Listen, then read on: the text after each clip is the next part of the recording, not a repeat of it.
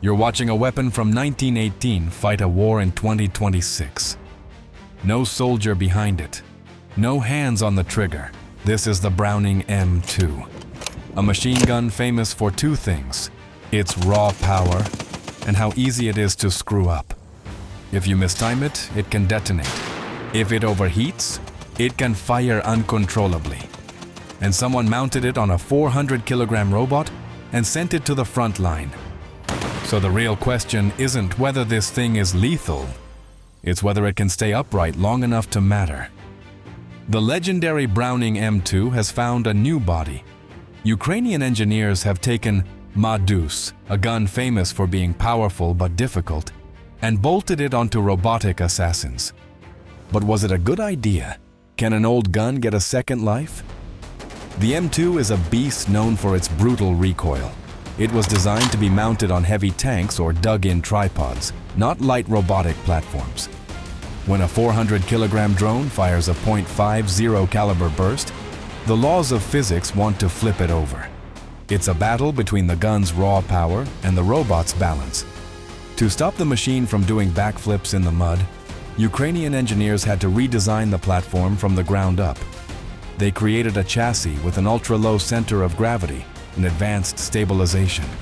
They turned a platform that should be shaking uncontrollably into a sniper-accurate turret. But there is a question. Does this fusion of 1918 steel and 2024 tech actually work? The answer lies with the 5th Assault Brigade.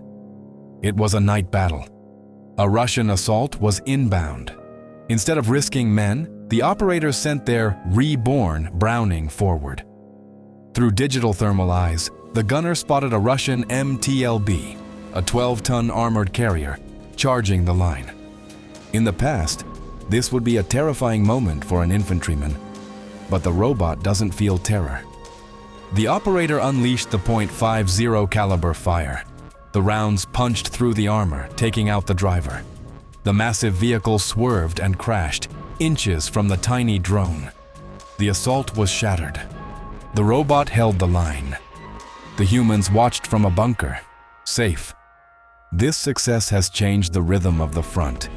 Units like the 3rd Assault Brigade now treat these robots like factory workers.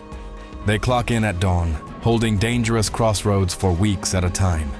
They clock out at dusk for a reload. The robot takes the fatigue. The robot takes the risk. The soldier stays alive to fight another day. The Browning M2 proves that good engineering never ages, it just evolves.